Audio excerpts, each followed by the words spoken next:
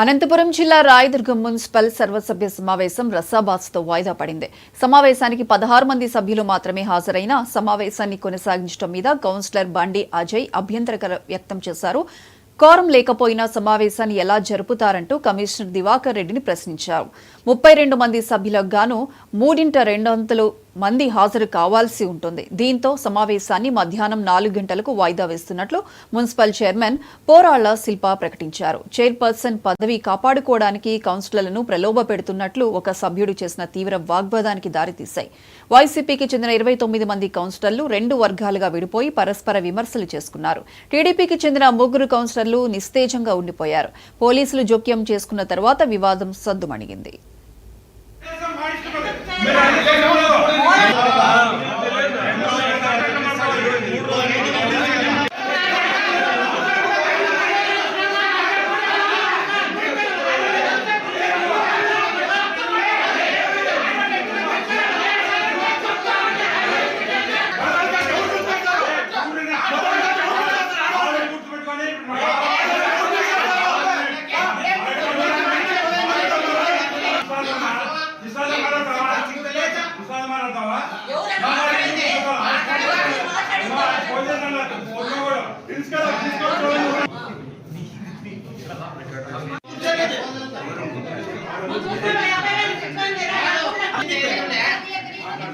ఆడవాళ్ళు విలువైన తెలిస్తే మీకు తెలుసుకుంటే అప్పుడు